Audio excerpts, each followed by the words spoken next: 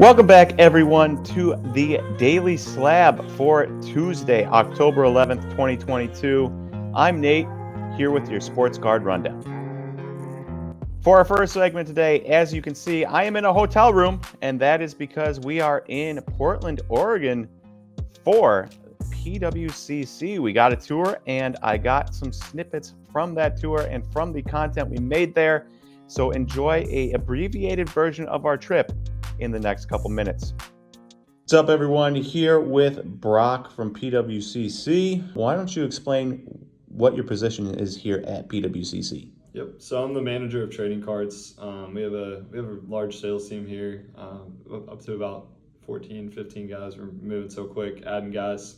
It's hard to even keep track anymore, but so I work with all those guys on bringing in consignments and private sales, bringing items into the vault, and just working with clients day to day, getting things done. You could have worked anywhere in cards or anywhere else for that matter outside of cards. Why did you choose to work at PWCC? Of course, yeah. My background was pharmacy, but met Jesse, and he is my boss now. So I met him, and he kind of convinced me to come on board. But as I got to learn more about PWCC, I learned that the culture here is just amazing. You think about, auction houses and what people's perception is before they see, behind the scenes. Obviously, you all have been privy to a little bit now to see, how organized and how big this thing really is. But I think they think it's just, 10 grimy dudes passing cards around in the back. And, it was so far from that. And then just also the people that we have here are incredible. And that's really what you're looking for at any company that you go to, no matter the industry. You kind of just make your decision based upon who are the people that I get to work with on a day-to-day basis. Do I trust them? Will I get along with them? And all the answers to all the above were always yes, yes. And the culture here is amazing. So couldn't ask for a better company and a better place to work. I get to work with trading cards all day also. That's not horrible, Yeah. Going from dealing drugs legally to trading cards, I can tell you trading cards is a lot more fun. I'm glad you put in that legally part. Yeah, legally, yeah, as a pharmacist. You love working here, but there can Absolutely. only be one greatest moment for you. What is it? Greatest moment. Working at PWCC. I would say the most fun, greatest yes moment was probably brokering the biggest Kobe sale ever, the $2 million sale. I had the pleasure of working with the buyer and the seller on that deal, and with Tony, now the director of all collectibles. He was on the seller side, so we worked together to broker that. And that was a super fun deal to get to the finish line. Broke the Kobe record, which is pretty significant, especially right after his death.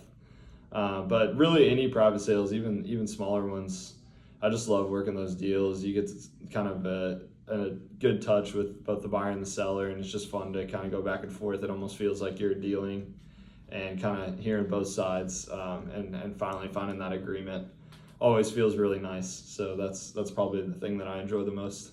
Yeah, I can't imagine a cooler feeling than being the go-between between them to get something done. So yeah, absolutely. Awesome. It was so much fun just going back and forth. Sometimes you have some unreasonable people, but whenever you get two good people that are willing to work together and work with you, then it's always much easier, and those sales are always a really fun time. All right. Well, thank you, Brock, for taking a moment today to talk to us about PWCC. Glad to have y'all here. Hopefully more people are able to kind of make it out and check out, what we got going on here.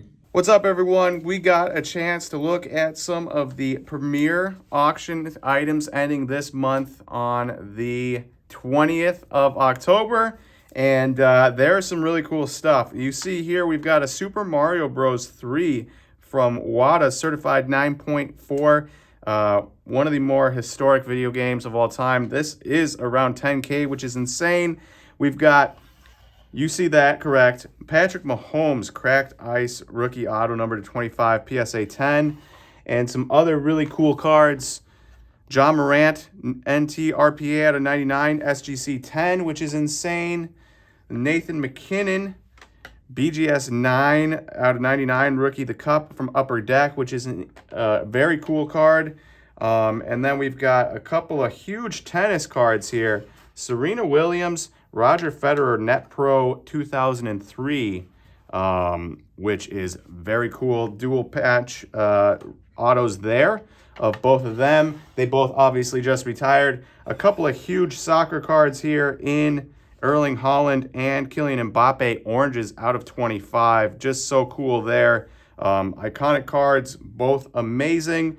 And then two of the cooler cards that I have seen and two of the older cards is this Roberto Clemente 1955 Topps Rookie PSA 8. Roberto Clemente, obviously one of the best baseball players of all time, ended his career at exactly 3,000 hits.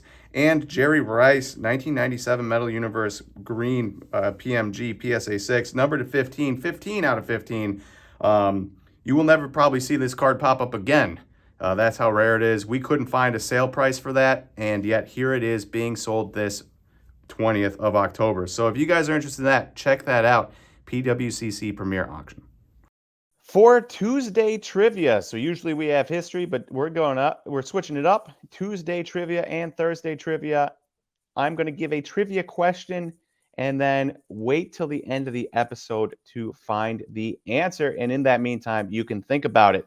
So the Tuesday trivia question and also kind of a on this day in history question is, who was the first player to win the first AL MVP? So the AL MVP started in a certain year, and who was the first player to win that? And then bonus question, what was the prize? And then for our last topic of the day, let's talk trender. And we've got Freddie Freeman is the trender. From over the weekend in the newsletter, we talked about Freddie Freeman. We covered his Bowman Chrome PSA 10, Bowman Chrome first from 2007, PSA 10. And Freddie Freeman is trending because him and the 111-win Dodgers are playing.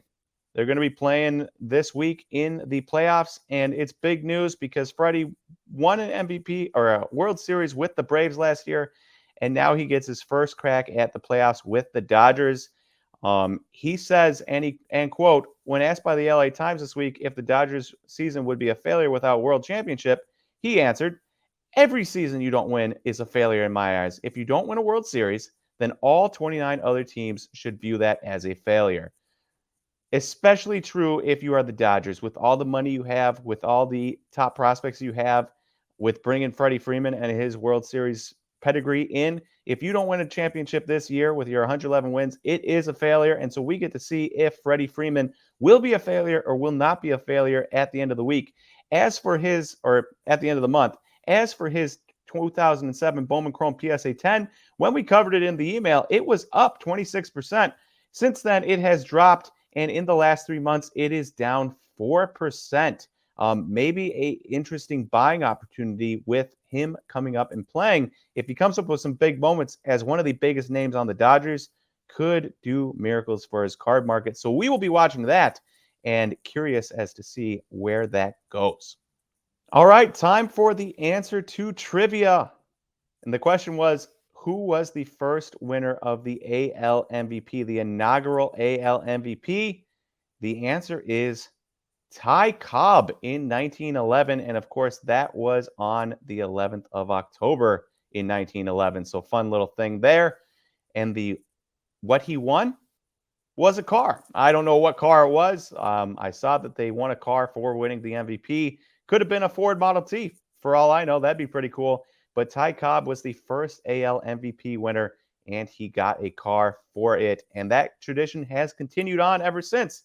You win an MVP of the Super Bowl, you get a car. You win an MVP of the All-Star game, like you get a car. MVP of the World Series, get a car. From 1911 till today, same tradition. I think that's pretty cool.